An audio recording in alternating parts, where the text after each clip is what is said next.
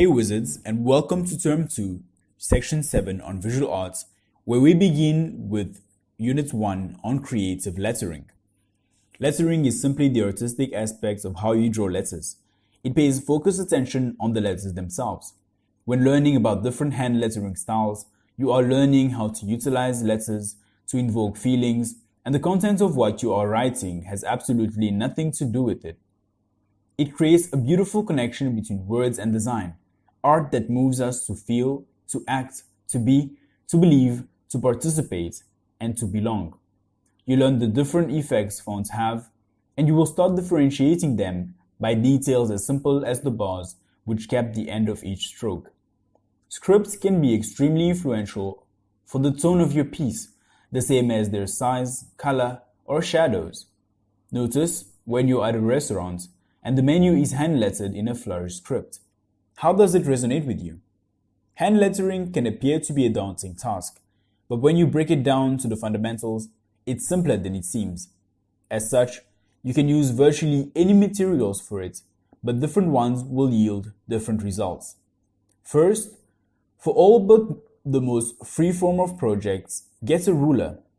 You'll need it to plot the overall shape of your piece before sketching the letter forms, making grids, and blocking off your letters so that they are spaced appropriately. You'll also need something to draw on, and there are three most common things used. Plain printer paper. For less formal projects or in the planning stages, it's perfectly fine to use this. It's cheap, good for getting ideas down, and can be used for anything that you won't need a hard copy of after you scan it. And later, we'll also explain a neat trick that you can use with it that can cut down on time and effort that if you feel like you're struggling. However, it's very acidic and will yellow with time, so don't use this on anything that you want to preserve for a while. Bristol board. If you want to give your piece some weight and endurance, Bristol board is an excellent choice. It's also perfect for framing. Grid paper.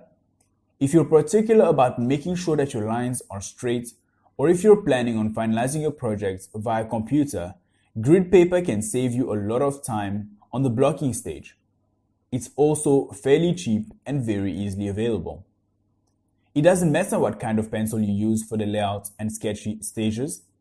Ballpoint pens can be used for quick sketches, informal projects, or anything that you want to have an intentionally messy feel. You could use a fountain ink pen, but it does get messy. The basics are that you need to do the right balance of ink. Enough to ensure a good flow, but not so much that it leaks and splatters. The right balance of pressure. It takes a light hand, because if you press down too hard, you can bend the nib, which will ruin it. But you also need to move with confident strokes. Also, each side of the pen creates a different line weight and will move in different ways, so you'll need to learn each one as you go along.